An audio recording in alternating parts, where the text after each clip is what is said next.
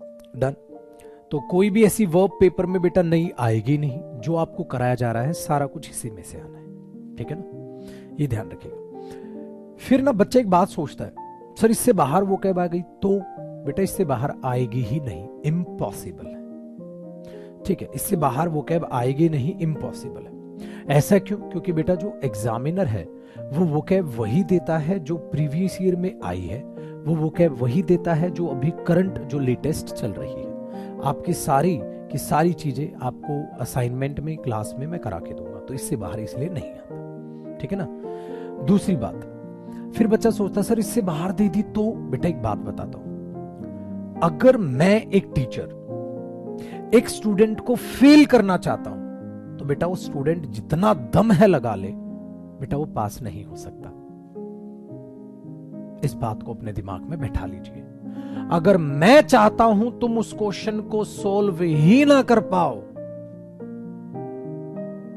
तो मेरे दोस्त फिर तुम उस क्वेश्चन को सॉल्व कर ही नहीं सकते। जब टीचर ही खुद फेल करना तुम्हें चाह रहा है, तो तुम बच कैसे जाओगे? इसीलिए बेटा आपके दिमाग में एक बहुत बड़ी गलतफहमी है कि एग्जामिनर आपको फेल करना चाहता है। बेटा एग्जामिनर आपको फेल नहीं करना चाहता है, एग्जामिनर आपको जांचना चाहता है। क्या आपने सारी चीजों को पढ़ा भी है, या ऐसे ही मुंह उठा के बस पेपर लेने आ गए?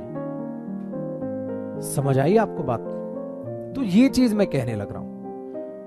अब बेटा ये बात वही होगी, एक डॉक्टर तुम्हें मारना चाह रहा है, तुम बचना चाह रहे हो, कैसे बच जाओगे भाई? जब डॉक्टर से ही तुम्हें दवाई लेनी है, वो दवाई कौन सी दे रहा है तुम्हें थोड़ा ना पता है। तो जब तुम इस चीज को अपने आप में डाल लोगे, बेटा एक कंपनी है, उस कंपनी ने क्या किया, इंटरव्यू निकाला, उनको एक बंदा सेलेक्ट करना है, हाँ अच्छा बंदा सेलेक्ट करना है, हाँ तो बेटा वो फेल थोड़ा ना करना चाहता है किसी कैंडिडेट को, वो उनमें से बेस्ट छांटना चाहता है, वो आप में से बेस्ट छांटना चाहता है। तो इसीलिए याद रखो मेरे पुत्र, वोकैब में हर 2 घंटे में एक नया वर्ड ऐड होता है। तो जो एग्जाम से हफ्ते पहले इतने सारे वर्ड ऐड हुए होंगे, सारे सिर्फ वही नए वर्ड ना दे दे एग्जामिनर, अपने आप ही 0 नंबर आ जाएंगे वोकैब में। कभी सोचते हो पुत्र जी ऐसा? वोकैब में ऑक्सफोर्ड हम हर 2 घंटे में एक नया वर्ड ऐड कर देता है, वो उसी वर्ड को एग्जामिनर एग्जाम में दे दे, तुम तो गए। क्या कर लोगे बेटा? क्या एग्जामिनर देता है? नहीं, वो चेक करता है कि हाँ मुझे इसी वोकैब में से देना है, क्या इस बच्चे ने वोकैब याद की? और मेरे बच्चे 1% ही बच्चा होता है जो सारी चीजों को करके पेपर में जाता है, बट मेरे बच्चे पेपर देने 50 लाख, अब तो करोड़ों होने को है, सारे एग्जाम्स के जोड़ोगे।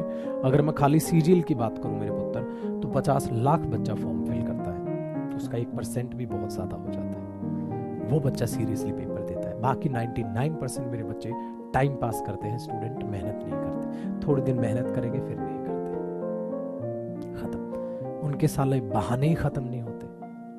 बहाने पता है उनके क्या कहते हैं? सर कितनी वर्ब याद करूं? अबे निकम्मे, जितनी है उतनी तो याद कर ले पहले। वो उनको याद नहीं करेंगे, बैठ के रोएंगे, कितनी याद करें। सर कितनी वोकैब याद करूं? अबे निकम्मे निठल्ले, जितनी तेरे पास वोकैब है पहले वो याद की तूने। मैं कहने लग रहा हूं इससे बाहर कुछ आया ही नहीं, ना आज तक आया है ना आगे आएगा, याद की नहीं। उनको सिर्फ टाइम पास करना बेटा। आप समझो कहीं आप भी उनमें से तो नहीं, समझ आया? आप भी कहीं उनमें तो नहीं है।